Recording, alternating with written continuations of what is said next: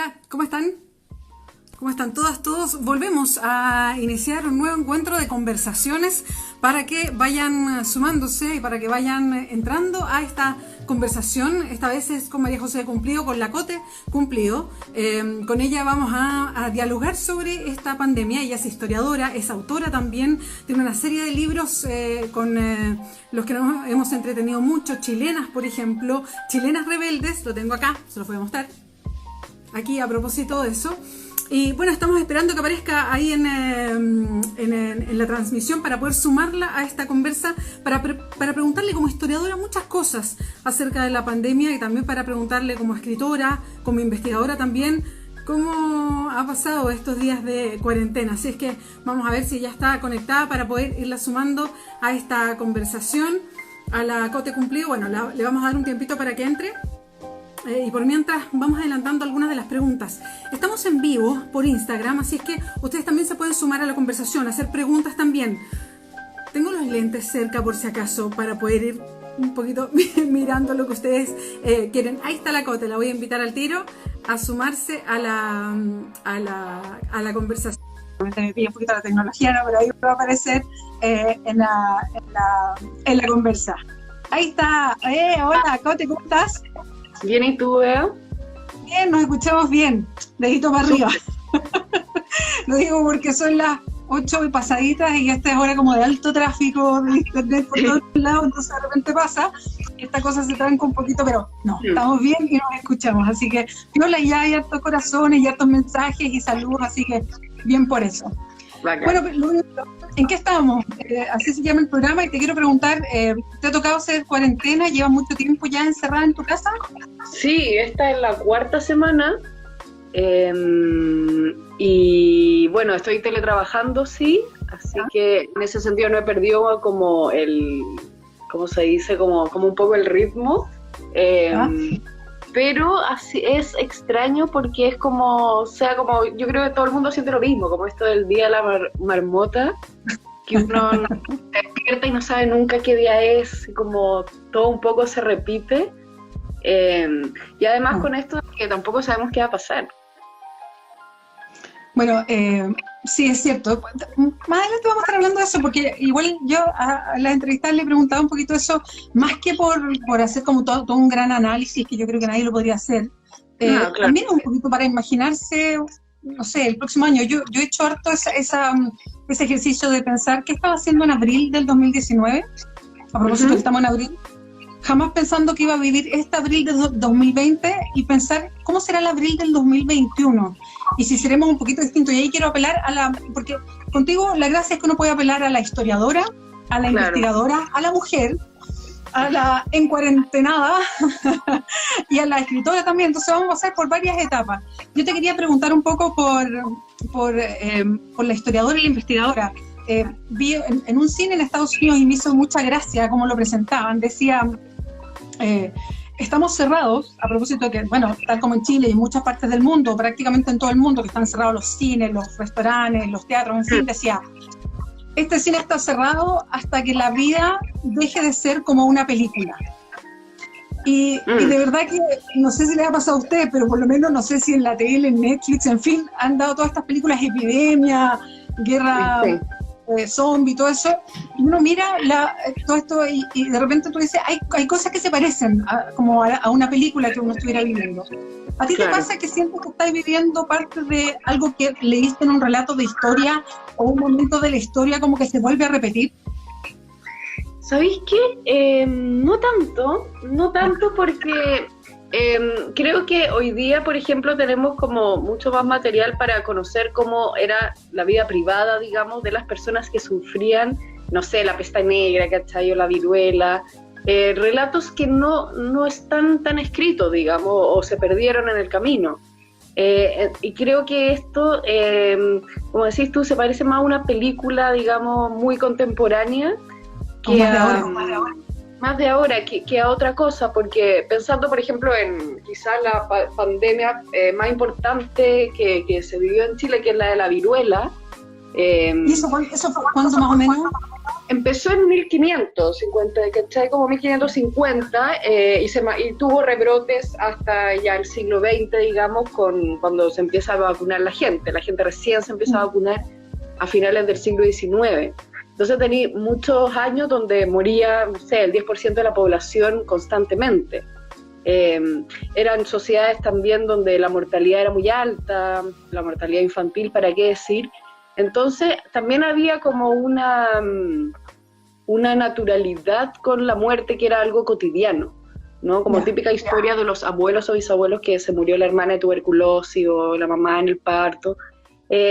Y nosotros como sociedad no estamos tan acostumbrados a la muerte, la muerte es algo extraño, entonces el miedo, digamos, de esta pandemia adquiere también una característica bien particular, que justamente ese temor y esto, y también esta idea como de somos, no sé, civilizaciones ultramodernas, pero nos está matando lo mismo que ha matado a la humanidad por muchos años. Oye, y a propósito de eso, ¿cuánto cambia el mundo? Y te lo pregunto desde la ignorancia pura, ¿sí? Porque a lo mejor tú me dices, mira, no cambia tanto, pero estas grandes pandemias, no sé, tú hablabas de la peste negra, que uno tiene como en la cabeza, como esas imágenes, esas culturas, como muy del terror, ¿no? Pero estas grandes, uno se imagina ya que cuando hay fotos más actuales de la gripe española, de principios del siglo pasado, pero ¿cuánto cambian el mundo estas grandes pandemias? ¿Se puede esperar que el mundo cambie sus formas, sus miedos, a lo mejor las formas de relacionarse después de esto? Creo que, a ver, por un lado, sí ha habido cambio en términos como el respeto, por ejemplo, o la noción que hay, te hablo de la viruela, por ejemplo, de la importancia de la salud pública. Una noción de que finalmente tiene que haber un Estado que proteja a los ciudadanos y que tenga, digamos, las herramientas para hacerlo. Yo creo que ese fue, por ejemplo, el cambio más importante en el tema de la viruela. A propósito de las discusiones actuales, ¿Cómo? Y a propósito de las discusiones actuales, ¿no? Quería meterlo, ¿no? A propósito de eso, que son discusiones que van a venir, seguro, pero dale nomás. Claro. Por otro lado, también tiene este hecho que bueno, el coronavirus no es tan mortal como la peste negra, pero justamente el hecho de que la peste negra haya matado a 1/3 de Europa te cambia totalmente la fisonomía del país y las relaciones, digamos, sociales. Te pongo un ejemplo, que hace poco estuve leyendo un libro que se llama El Gran Nivelador, que habla sobre la historia de la desigualdad, o sea, la historia de la desigualdad en el mundo. Y el historiador dice que uno de los elementos que generaban mayor igualdad eran justamente las pandemias, pero por la razón de que por un lado mataban a mucha gente, moría mucho mano de obra y ¿cómo se llama? El salario, digamos, de la mano de obra subía porque había poca oferta. Entonces eso generaba por un tiempo como mejores sueldos para la clase más baja y la clase más alta también había muerto en esto, entonces también se había reducido un poco su dinero. Eso es bien interesante también. Pero yo creo que hoy día también hay discusiones interesantes que son las que se repiten, que es lo que hemos estado viendo con el tema de la salud pública, lo que hemos estado viendo también de desigualdad, en tanto que si bien el virus nos afecta a todos, el acceso a la salud y entre otras miles de cosas, se van viendo esas diferencias. Lo vimos hoy día, por ejemplo, con lo que está pasando en la educación, donde se generó este problema de que, no todo el mundo tiene internet, no todo el mundo tiene computador. Era un problema que no sabía, pero que no estaba puesto como en urgencia porque no se necesitaba. Sí, claro. Ahora, te quería preguntar, ya ahora, yendo a cuestiones como más domésticas, y tú me lo mencionabas también, lo conversábamos la semana pasada, pero quería a propósito del Día de la Marmota que mencionabas el lunes, que conversábamos con la gente dueña, y hablábamos sobre las diferencias también que marcan estos momentos, porque qué manera de mirar a Chile como desde, bueno, lo miramos desde la casa, ¿no? Pero casi como desde un laboratorio, ¿no? Había gente que podía hacer cuarentena y gente que no. Mientras unos estaban en su casa trabajando, había otros que estaban llenando los metros porque no podían hacer la cuarentena. Entonces se veía como este Chile tan diferenciado y como de manera mucho más extrema de lo que veíamos incluso después del 18 de octubre, a propósito del otro Chile, ¿no? Y quería preguntar, a propósito de la cuarentena, y a nosotras que nos ha tocado, por ejemplo, estar ya con cuarentena más territorial, ¿has podido seguir haciendo las cosas que habitualmente hacías? Recién mencionabas tu libro, ¿has podido seguir leyendo? ¿Has cambiado a lo mejor, no sé, la temática de la lectura? A mí me pasa, por ejemplo, que me ha costado mucho leer, me cuesta mucho concentrarme. O sea, como que agarro un libro y no puedo, no paso en la primera página y tengo que volver a leer porque me voy para otro lado y no he podido leer. En todos estos días me ha costado un mundo porque no me concentro. Me imagino que es efecto de lo que está pasando. No sé si te pasa algo parecido. Sí, me ha pasado como en las primeras semanas, como tenía mucha ansiedad como leer porque finalmente estamos esperando que pase algo que solucione esto un poco. Y en esa ansiedad de la espera, las primeras semanas como que estuve leyendo mucho, pero ahora llevo como varios días que no he podido agarrar un libro y sí, y la falta de concentración como que lo veo en todo nivel, en mi trabajo, que si bien estoy trabajando de 9 a 6, la concentración es distinta, y lo mismo de uno puede estar trabajando y ve que la loza está sucia y la va a ir a limpiar, como que está mezclado, digamos, el espacio laboral con la casa y hay que, en el fondo, crear estos límites, si es que se pueden crear. Sí, porque es muy difícil. Ayer conversaba con personas que tienen hijos o hijas más chiquititos o chiquititas, y claro, o sea, dicen que como nunca se levantan muy temprano, se acuestan muy tarde, porque no encuentran los espacios para poder trabajar, porque entre estar haciendo que funcione la casa, pendientes de los niños, más haciendo su pega, o sea, la vida no les alcanza las horas, digamos. Entonces, hay mucho de espacios de reflexión en esta pandemia en su casa, mientras uno está como en la cuarentena, y hay otros que dicen, no, perdón, no, tengo cero espacio de reflexión porque lo ocupo todas las horas en el trabajo remunerado y en el no remunerado, ¿no? O sea, como sale a la luz todo lo que nos pasa, y que de repente está muy guardado, incluso en esas capas de discusión también, que me pareció bien interesante a propósito de lo que conversamos, ¿no? Sí, porque también hay un valor del espacio de trabajo como un espacio como lejos de tu casa, donde también descansas de los niños, por ejemplo, o de una serie de otras cosas. No sé, te peleáis con tu pareja y te vaya a trabajar y ya no importa, y después lo solucionáis. Ahora no, como que todo está muy concentrado, y yo creo también que de alguna forma, no lo vamos a resolver ahora, pero hay que tener otro tipo de atención de ver cómo esto nos está afectando y cómo esto va a ir cambiando también semana a semana, porque es distinto estar una semana en cuarentena que si es que estamos 2 meses. Uno puede organizarse mejor, pero se puede desesperar más. También tiene que ver como con las personalidades. Mi mamá, por ejemplo, es súper extrovertida, entonces para ella esto de estar encerrada sin ver a nadie es lo peor que le puede haber pasado en la vida. Entonces creo también que es interesante la diversidad con la que cada persona, según su personalidad y su tipo de vida, también lo está viviendo. Creo no hay un relato único en ese sentido, y hay muchos relatos que en el fondo hay que conocer. Lo mismo que decías tú, como el mismo hecho de quienes pueden tomar la cuarentena, quienes no, quienes les complica la vida, lo que hablaba, por ejemplo, el alcalde de la Florida, de que, claro, hay gente que se va a sus casas, pero en sus casas o no tienen comida porque comían en el casino del trabajo, o los mismos niños que recibían el alimento de la Junaed, y ahora se van a su casa y están perdiendo un montón de beneficios, que quién se hace cargo de eso. Sí, claro. O sea, en algún momento leía por ahí, no me acuerdo dónde, la otra vez también reclamamos contra, o sea, a propósito de cómo se han extremado también las redes sociales en todo este momento, porque es como la forma de comunicarse, y ahí también uno vuelca, o sea, se nota que la gente vuelca un montón de cosas, ¿no? Pero alguien decía que como en algún momento como que se tocaba el 18 de octubre con la pandemia, a propósito de que los reclamos del 18 de octubre, bueno, volvían a salir a propósito de la pandemia, muchas de las cosas que estamos conversando ahora, que tocabas tú, que tocábamos antes a propósito de las diferencias entre los que hacen cuarentena y los que no, en fin. Cote, a propósito de yo recién, mira, creo que antes que apareciera tenía ahí uno de tus libros, Chilenas Rebeldes, las chilenas también, y te quería preguntar a propósito de la gente que nos puede estar escuchando ahora, ¿qué recomendaciones puedes hacer para personas que están buscando leer algo? Aprovechar el tiempo, si es que tienen, las que tienen, o los que tienen un poco más de tiempo, y quieren un poco, no sé, salir de estos momentos, o incluso meterse en un poco más de datos históricos o que quieran conocer más, ¿qué libro le recomendaría? ¿Qué documentos? En fin. ¿Qué libros vamos a hacer acá? A ver. Que uno es, ya, los que quieren leer novela, una novela entretenida que te atrapa. Este me lo leí hace poquito, que es poeta chileno de Alejandro Zambra, escritor chileno, última novela.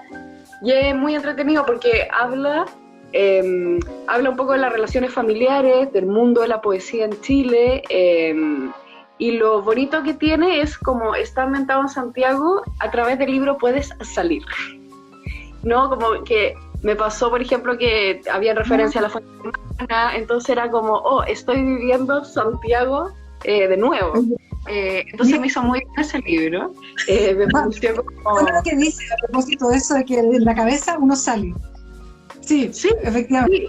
Sí, y me gustó mucho porque no es una novela ambientada en una ciudad que no conoce, sino es como, al menos a mí, es como Santiago y son muchas partes típicas que fue muy interesante. Además es una novela súper cercana, que habla justamente de cómo un tipo de familia, cómo se construye, la relación padre-hijo, madre-hija. Entonces algo como bien, es muy bonita y me parece como muy ideal para estos tiempos. Y el otro que estos son los grandotes que me leí las primeras semanas. Este es un poco más complejo, sí, que el que te mencionaba, El Gran Nivelador, que es como violencia y la historia de la desigualdad. Es un historiador que trata de construir las similitudes que hay en la historia de procesos que por un tiempo más o menos largo pudo hacer, ¿cómo se llama?, sociedades más igualitarias. Ahí son 5, en el fondo son 5 elementos, y no los voy a decir todos, pero ahí uno era el de la pandemia, que de alguna forma no intencionada generaba desigualdad, pero ahí también está, por ejemplo, las guerras, la revolución y un montón de elementos, y es interesante también para pensar de que son procesos que no duran para siempre. Entonces te hace pensar como un proyecto, digamos, un ideal de que hay que ir pensándolo constantemente. Sí, ahora, yo no me leí el libro, pero igual, por lo que tú mencionas, a propósito del historiador que hace como este desarrollo, más histórico también, y mirando también otros estudios a propósito del gran tema de la desigualdad, ¿no? Y viniendo desde este momento que hablamos de la pandemia, pero también mirando un poquito lo que pasó el 18 de octubre, que es como esta revolución o esta lucha social, sobre harta gente que escribe diciendo que esos niveladores históricos, o sea, el momento en que se logran grados de mayor igualdad en las sociedades, muchas veces, o sea, no se logran o no se alcanzan cuando hay niveles de normalidad o tranquilidad habitualmente. Claro, en general, procesos violentos. Públicas grandes, guerras grandes, las guerras mundiales, por ejemplo, en este caso estamos hablando de una pandemia, ¿no? Antes veníamos del 18 de octubre, eso me lleva a pensar que cuando hablamos en tiempos de normalidad, tenemos los mejores momentos para hacer los cambios. A lo mejor esos momentos justamente históricamente a veces no son los momentos de los cambios, y los momentos de los cambios son justamente cuando te cuestiones cosas más profundas. Y uno se cuestiona cosas más profundas, no sé, en estos momentos, ¿no? Sí, yo estaba escribiendo, bueno, antes de la cuarentena estaba escribiendo un libro sobre protestas en Chile, justamente para tratar de desentrañar la utilidad, digamos, las protestas, porque surgen, y creo que mirando todo el siglo XX, digamos, creo que si no queremos, porque en el fondo podemos estar generando marchas para siempre, si no queremos generar marchas para siempre y tener otros mecanismos menos, digamos, ¿cómo se dice?, como combativos, entre comillas, que también lo que hace el combate es que genera una ola de vuelta. Creo que hay un tema interesante, que la protesta en general surge porque las élites de poder no escuchan, y porque las democracias, que al menos en Chile se han ido construyendo, no tienen ningún mecanismo para que la gente opine. El único mecanismo es ir a votar, pero cada 4 años y listo. Entonces a mí me parece interesante pensar, y ahora a propósito de la posibilidad de una nueva constitución, generar mecanismos medios vinculantes, ya sea un cabildo, etcétera, donde la gente constantemente esté opinando y esté diciendo a las autoridades como, hola, tenemos este problema, que a veces no lo ven, y es normal, digamos, o sea, cualquier persona tiene un mundo, digamos, que va a ver X temas, no todos, pero necesitamos que esas autoridades constantemente se alimenten de distintos sujetos con distintos problemas en distintos territorios y así, etcétera, etcétera, etcétera. Creo que eso podría ser una solución porque si uno ve, no sé, el 18 de octubre o las marchas salitreras a principios del siglo XX o las del transporte a mitad del siglo XX, todas nacen con no sentirse escuchado y estas políticas públicas que se hacen no, más bien técnicamente y no pensando en la gente o cómo la gente, digamos, vive esas políticas. Oye, llegan algunas preguntas, perdón, que no veo muy bien los nombres, pero recién nos ponían si el libro, El Gran Nivelador, se consigue en la web, en alguna parte. Hay varias librerías que están despachando. Uno es la librería Catalonia, que pueden buscar. La otra se llama Libros Chevengur. Y Busca Libre también está despachando. Bueno, este lo alcancé a comprar antes, pero es fácil de encontrar porque se tradujo hace poco al español. Así que yo creo que en cualquiera de esas páginas lo pueden encontrar. Ya, ahí está una. Y antes había visto también a alguien que nos había pedido, yo no sé si los tenemos, yo lamentablemente ahora no los tengo mucho, pero en general yo no tengo tantos problemas para concentrarme. Es primera vez que me pasa que me cuesta concentrarme en cosas que habitualmente no me cuesta como leer, pero alguien decía, tips por favor para concentrarse. ¿Tú tienes alguno? ¿O te cuesta concentrar? O sea, por ejemplo, para trabajar el día, ¿tienes algún ritual o algo así? No, en general no tengo problemas de concentración y creo que está bien no haber perdido la capacidad. En estas circunstancias no pasa, ¿no? Sí, creo que es algo normal que no sé si se puede combatir, pero lo bueno es que es temporal, que esta pandemia va a pasar y vamos a salir de esto. Creo que es como una especie de stand-by que puede ser bien interesante en otras cosas, pero también está bien, digamos, sentirse mal, sentirse atrapado, sentirse desconcentrado, etcétera. Creo que no hay como que combatirlo con tanta fuerza esto. Y tampoco hay mucha respuesta, yo creo. ¿Y a ti te parece interesante como historiadora vivirlo? Como especie de registro personal. Me parece extraño, pero me parece, sí, de alguna manera media, no sé si es masoquista o qué, es interesante ver como que uno no jamás tenía en la cabeza como que íbamos a vivir una pandemia, ¿no? Como también es interesante ver como muchos libros de historia que me estaba leyendo aparecía como, bueno, ahora ya no nos morimos de pandemias como antes. O ya no pasan estas pandemias, y es como, la historia como que siempre vuelve, aunque nos hayamos comprado como esta idea tan absoluta, digamos, del progreso, que siempre estamos mejor que antes. Yo creo que eso también es una reflexión de que todo se puede perder de alguna manera, o todo puede cambiar de un día para otro. Y creo que está esa discusión también como la sensación de la fragilidad del ser humano.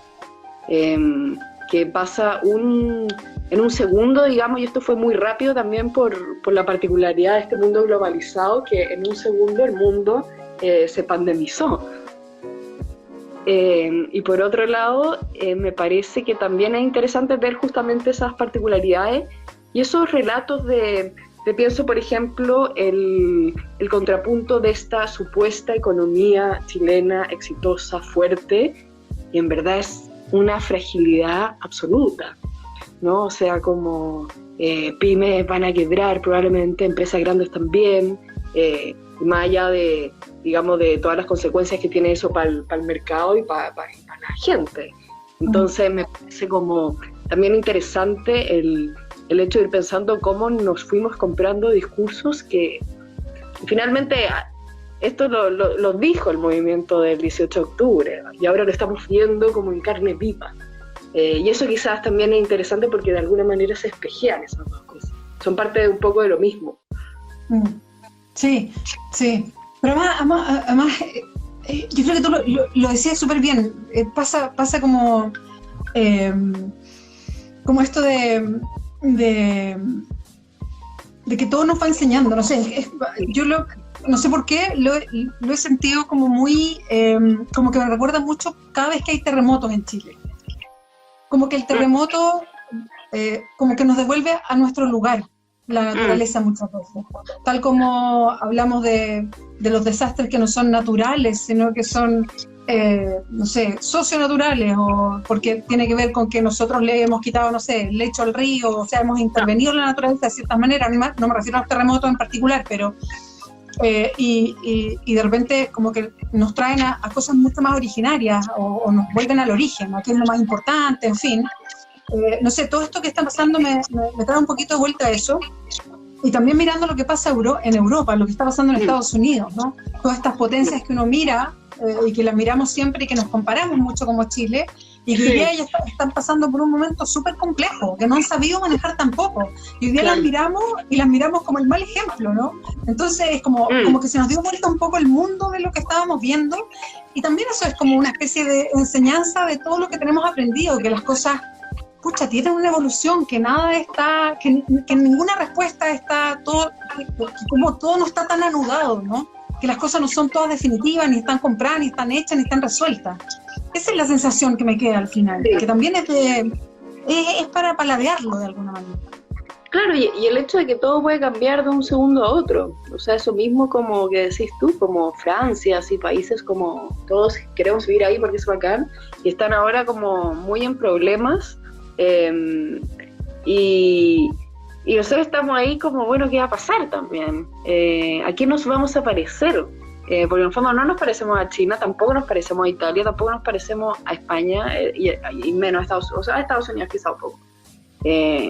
Pero ahí también tiene que ver con, y es interesante, con cómo ciertas autoridades que han ido también cambiando sus posturas o mostrando, digamos, los peligros de su postura. Pienso, por un lado, en Macron, que es un liberal más de derecha, que en el fondo dice, la salud pública es importante, que el Estado esté invirtiendo en salud pública es importante, y esto lo veo a raíz de los problemas que estamos teniendo. Y por otro lado, vemos como a Donald Trump, un negacionista de todo al final, que tiene a Estados Unidos y a Nueva York, que es la ciudad, digamos, más importante del mundo, podríamos decirlo, o sea, totalmente descontrolado justamente por no escuchar, digamos, a la ciencia y por estar tosudo a sus creencias particulares. Y eso es algo que es bien peligroso en general. Y hoy día, digamos, cuando es un debate ya de la vida y la muerte, rápidamente, creo que eso se va como viendo muy rápidamente. Y vamos a ir viendo también cómo esas cosas van cambiando y cómo las personas también se relacionan de distinta forma con autoridades o con los círculos también que conocían. Creo que por ahí también esto nos da vuelta no solo el mundo, también nuestras relaciones y nuestra forma de verlo. Sí, yo creo que eso es interesante. Sí. Ya, Cote, oye, gracias por la compañía, gracias a todos los que estuvieron entrando, saliendo del programa, haciendo preguntas, comentarios. Alguien nos decía, oye, ¿y algún tip para concentración de una niña de 3 años? Me encantaría saberlo, no sé, tengo pocos tips incluso para la concentración propia hoy día, así es que ánimo con eso, porque yo creo que valoro a todas las mujeres que están a cargo todo el día de niños, niñas, chicas, tienen que trabajar el doble, triple trabajo, así que un beso, un abrazo y ánimo nomás para todo lo que sigue. Y Cote, solo para cerrar, y ya una cosa cortita y como muy doméstica, ¿para ti qué ha sido lo más pesado o no sé, latero del encierro, y qué es lo que mejor has llevado y te ha parecido como lo más entrete de estar encerrada en tu casa? Creo que lo más entrete es que me encanta estar en la casa. Siempre me ha gustado mucho estar en la casa. Eres casera, eres el tipo casera. Soy muy casera, entonces como estoy siempre en mi lugar favorito, y eso es muy bacán, y lo que más he lamentado es también esto de estar muy aislado de alguna manera con uno mismo, como el no tránsito por la ciudad, el no ver otras cosas, el no compartir también con la familia, los amigos, creo que eso es lo más duro al final. Sí. ¿No? Porque uno al final necesita del otro y necesita también ver el mundo fuera de uno. Entonces creo que ahí también puede haber como un problema de que uno va a ir pasando también con esta especie de ensimismamiento. Sí. Hay que ver. Porque hay que conectarse así, pero también es bueno, no sé, pues tocarse, darse el abrazo y el beso y mirarte a los ojos de cerquita. Ya, Cote, muchas gracias por compartir todo con nosotros los que estábamos acá. Un besote y ya nos veremos más de cerquita. Chao, chao. Gracias a todos, todas que nos acompañaron. Nos vemos el próximo lunes.